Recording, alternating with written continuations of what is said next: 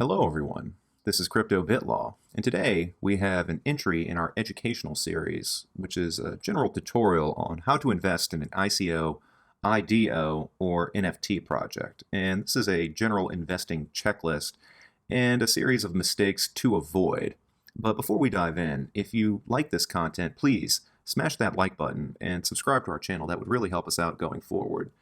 And with that said, let's jump right on in.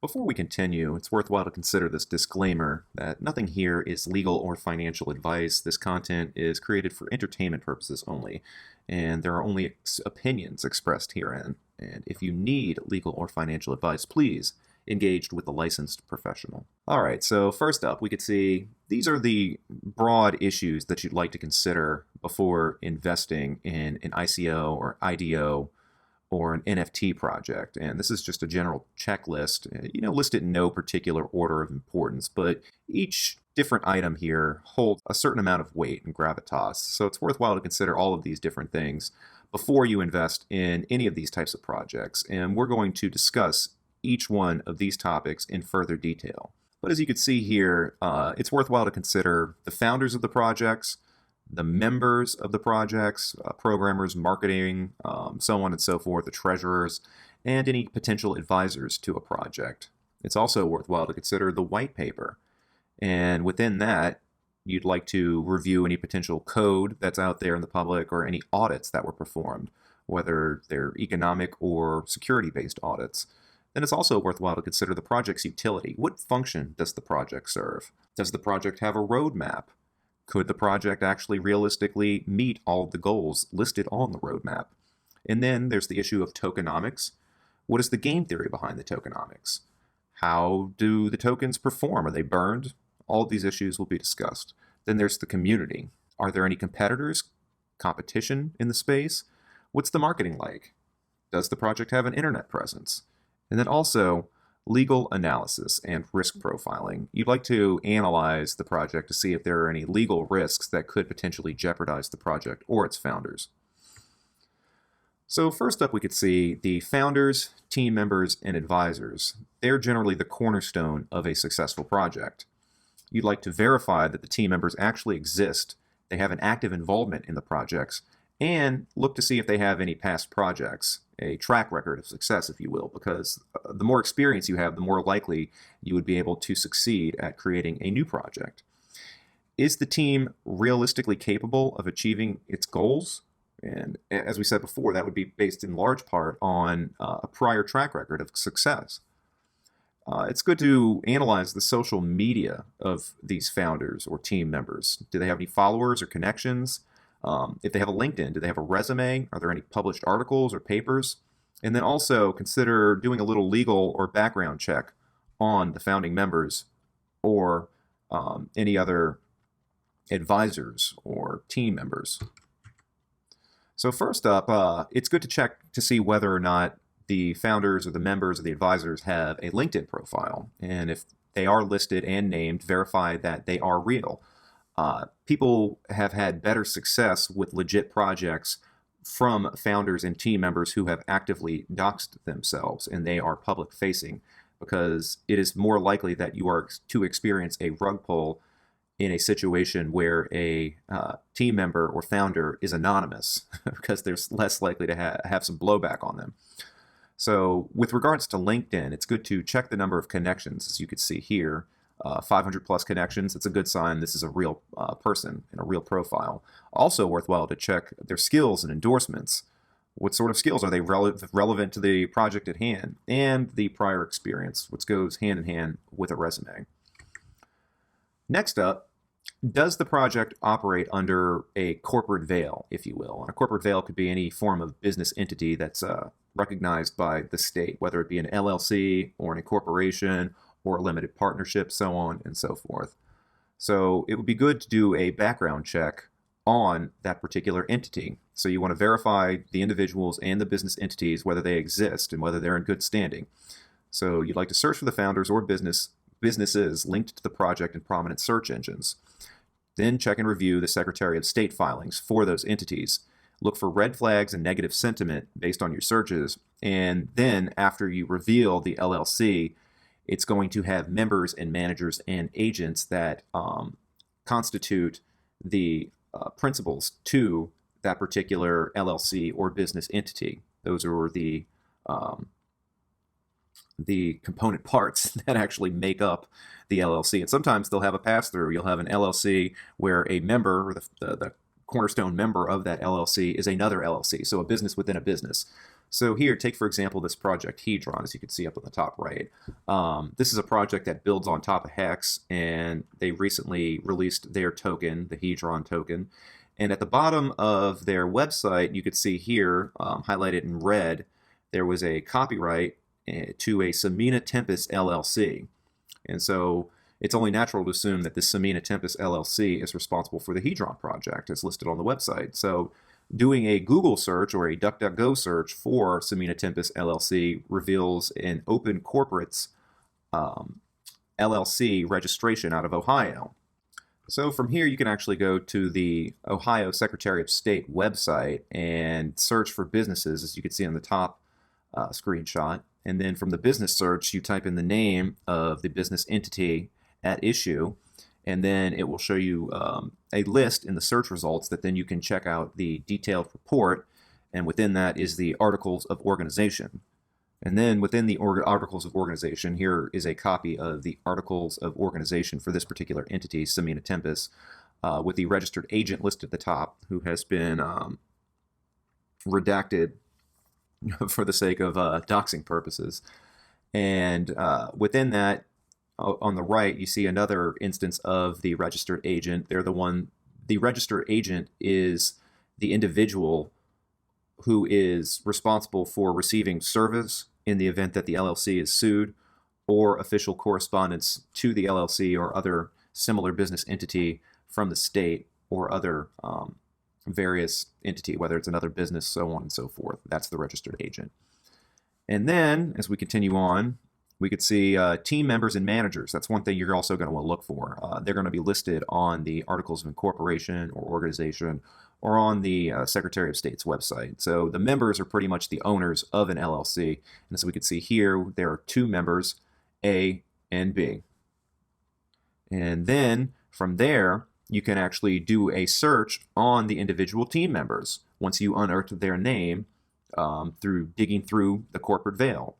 So in this instance, we have Samina Tempest LLC, which serves as a corporate veil for these two team members, which are pretty much the owners of the LLC, of that business. We'll refer to them as A and B.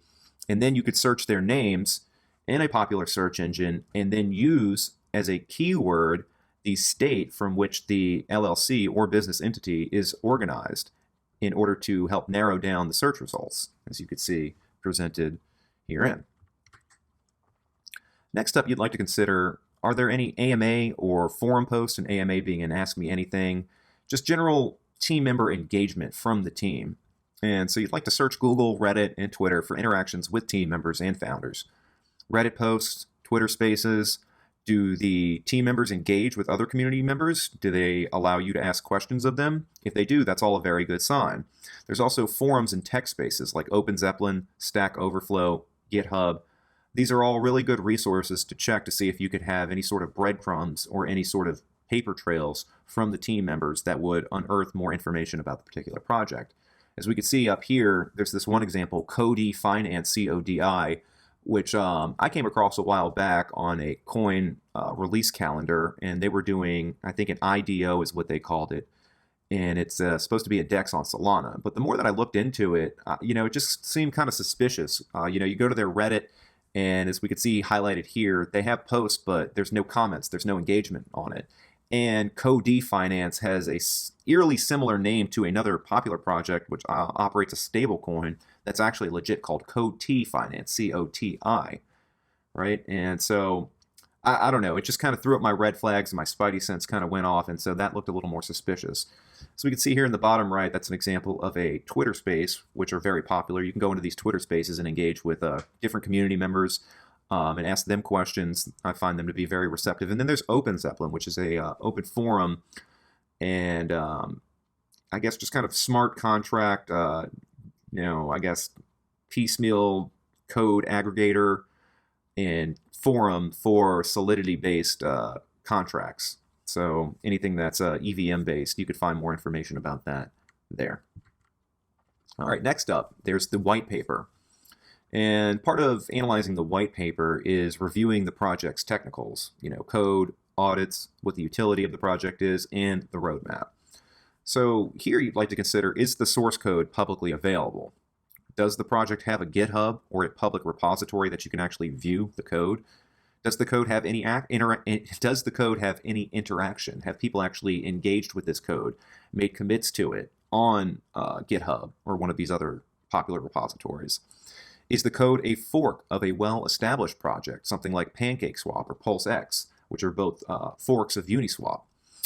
Has anyone performed a diff check on it? So if there is a fork of a particular project or a copy-paste job from one contract to another, you can actually do what's called a diff check and then analyze the differences line by line from one contract to another in something like Contract Diff Checker, which is linked here. Are there any major partnerships or sponsorships? For example, integration with Chainlink or Layer 1 Foundation sponsorship support. And then once again, AMAs. This comes into play too. So here we see a copy of Uniswap's GitHub, and the project code is typically listed in the white paper, GitHub, or other code repository. And as we can see, this is a pretty active GitHub code repository because it's Uniswap, one of the most popular, if not the most popular DEX in the world. Here we could see an example of the diff checker that I was talking about, where the two contracts, the code for the two different contracts are laid side by side, and you could see what has changed from one project to the other. The one on the right, I guess it got rewritten by some Russians or someone using some Cyrillic alphabet, and the differences are highlighted, and you can see them line by line, side by side. It's a pretty unique tool.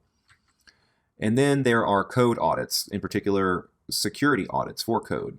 As we can see here is an example of the Hex security audit, which is a pretty rock solid contract in my opinion. It's been running for, I think, at least almost 2 years with no problem, no downtime, no exploitation.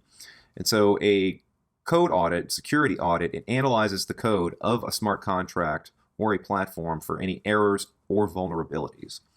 And the audit reports its findings and classifies certain risks that were found in the audit based on severity, critical severity, medium severity, minor severity, so on and so forth.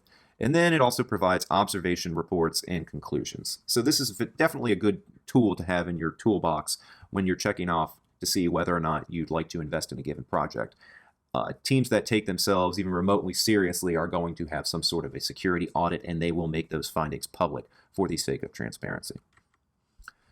And then there's the white paper. As we can see here is a copy of the original Bitcoin white paper entitled Bitcoin, a peer-to-peer electronic cash system. And what the white paper does is it lays out the project's abstract, vision, and utility.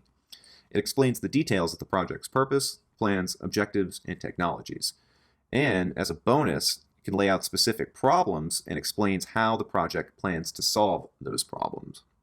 And a point of note, you'd like to aim to pick projects that will either change the future, provide some sort of needed utility, or solve a set of given problems. Those are the ones that typically have the most value and would see any sort of mass adoption. And then here, the project roadmap, as we could see here, this is an example of a Mongoose coin. That's the one that was made so prominently famous by Congressman Brad Sherman from California during the congressional hearings on digital assets. He referenced a non-existent Mongoose coin, which naturally the degens in the crypto and digital asset space copy-pasted another project's source code and then came up with this Mongoose coin. But it actually ended up getting some traction. As we can see, here's a copy of their roadmap. So the roadmap is a strategic overview of the major elements of a project. And things to look for, you're going to check out the objectives, milestones, deliverables, resources, and planned timeline. How long is it going to take them to actually get done the things that they say they are going to do? And also it's worthwhile to consider, do the goals that are listed in the project's roadmap, do they seem realistically achievable? That's one thing to actually really nail in on and consider before investing in any of these projects. Okay, tokenomics. So tokenomics refers to the supply, distribution, incentives, and game theory of the actual project's tokens or coins. So here you'd like to consider the token distribution and allocation. How are the tokens going to be distributed, and how are those tokens allocated? Are they allocated primarily to seed round investors? Is the marketing team getting a portion of the funds? Is the treasury going to hold any? You'd like to consider all of those different factors before you actually pull the trigger on a product. What's the max supply? Is the supply hard cap? If not, what's the inflation rate of this project? What is the supply distribution? So an even distribution is considered better for the health of a project. That means you're less likely to get dumped on by whales that hold the majority of the coins or get rug pulled. So if someone holds a vast majority of the coins, it's easy for them just to come and dump all the coins, do a market sell, and it would just drain all of the liquidity from the project, and then you're left holding a bag. And then, as we noted before, what is the insider distribution for these tokens, and is there any vesting period? And if so, how long is the vesting period before these insider tokens can come dump on your head? What is the burn rate for the project? Are there any fees associated with it? Is there a tax for buying or selling that gets funneled to a source address that actually created it? And then for projects that are already well more established, you'd like to consider what's the total value locked. And this is important for DEXs because more liquidity it results in pretty much more value. People will be more likely to want to trade on your platform if you have more TVL and more liquidity. And what's the game theory behind the actual project's tokenomics? I know Richard Hart, he's a master at this. And within this, you consider governance, airdrops, incentives, and launch strategy, because all of those different elements play important factors in the actual adoption and growth of a project. And then as we can see here, we mentioned liquidity. And for projects that are already out there that you didn't necessarily get an ICO or an IDO into, you could just do a general market overview for new projects by using something like DEX Tools, RugDoc, or DeFi Llama. These are all DeFi-based information aggregators that will let you look at the market for a given project and see what's the liquidity like, what are the trading pairs, so on and so forth. And then it's also worthwhile to consider the fully diluted market cap before investing in anything that would give you a more accurate representation of the project and where it stands economically. And then also consider whether or not the project has provided an economic audit. Does the actual source code of the project do what the white paper says that the project is supposed to do? So that's another good consideration. All right, next we could see the community, and I think that this is one of the most important aspects of any given project because communities drive projects. Sometimes one project can have better technology than another, but the one with the inferior technology can have a more active and more engaged community. And I believe that the more engaged and active community would result in a project doing better than another project that has better technology, just based on the sole fact that the community is driving it.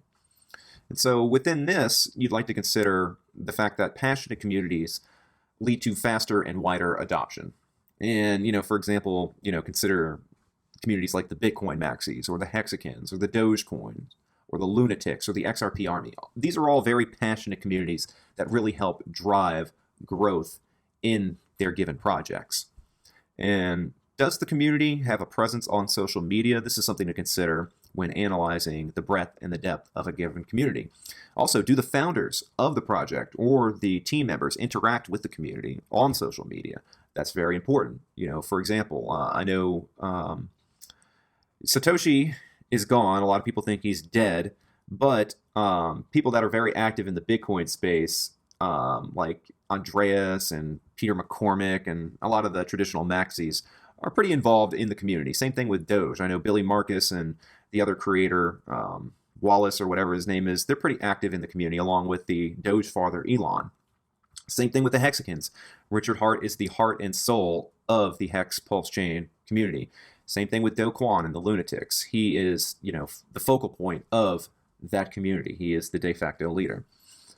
And then it's also worthwhile to consider competitors to a given project and similar projects. For example, something like Doge as opposed to Shiba, or XRP versus Stellar. Projects that form a similar function, but kind of they act as like a corollary kind of layer of competition to one another. I know that XRP and Stellar are both means of transactions. So you would transact with XRP or Stellar rather than hold these things. But there are a few differences in terms of the technology and the community. Same thing with Doge and Shiba. They're both meme coins, and they kind of battle it out to be the king of the meme coins, even though we all know Doge is the de facto king of the meme coins. All right, finally, we come to legal analysis and risk profiling. So this is where you would pretty much review the project's legal risks and do a risk profile based on what you find. And so for NFTs, you want to consider whether or not you actually own the property rights, the intellectual property rights to that NFT, or do you just own a license? If you are owning a license by holding that NFT, what type of license is it? What rights do you have by holding that license?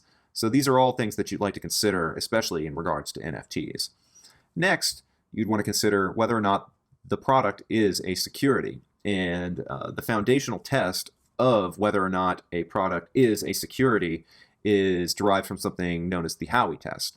And the Howey test is a 4-part test where you consider each part of this test individually and apply it to the facts of any given case. So the test is as follows. 1, you're looking for an investment of money.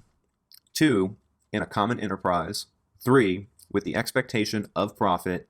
4, to be derived from the efforts of others.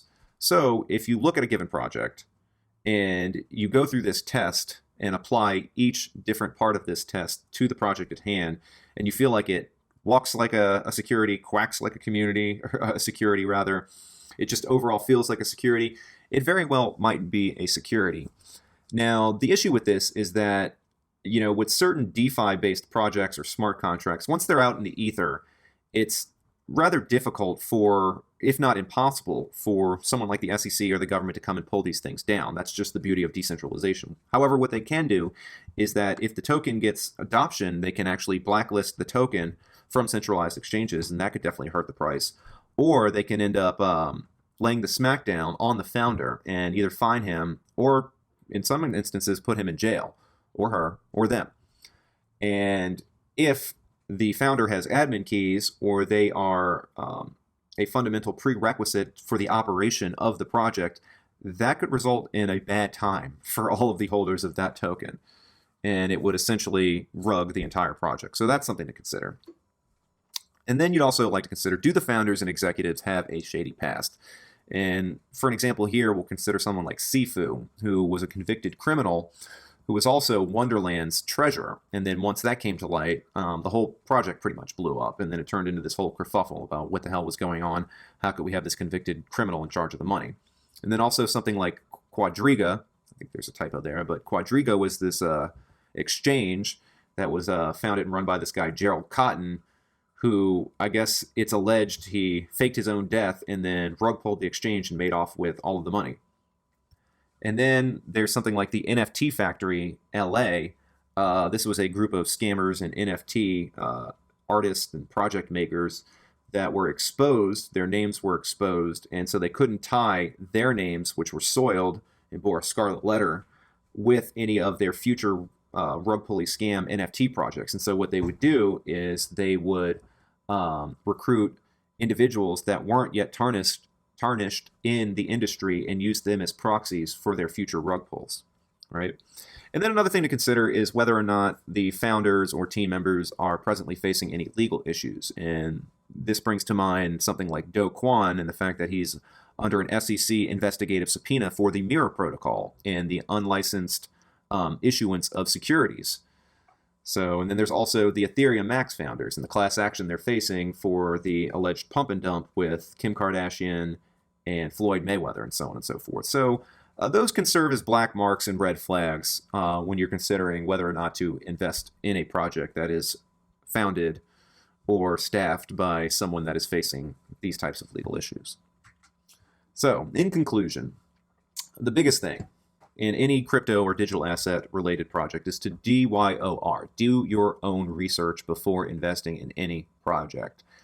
there are rug pulls and scams galore in this space because it is still kind of like the wild, wild west, even though regulation is coming and coming fast, and there is a fair amount of regulation in place, more so in the United States than in other jurisdictions, but still, rug pulls and scams galore. And within that, if you use the checklist provided, it will help you to separate the signal from the noise. And that's ultimately what you're looking to do, is to, put your radar up, separate signal from the noise, use your spidey senses, and try to, figure out what is fact, what is fiction, what will behoove me as I am trying to invest and pick winners in this space. Projects that will either solve a problem, change the world, or be a better mousetrap, if you will. And so, with that said, I hope you guys enjoyed this content. If you did, please hit the like and subscribe button. We'd love to know your feedback down in the comment section below.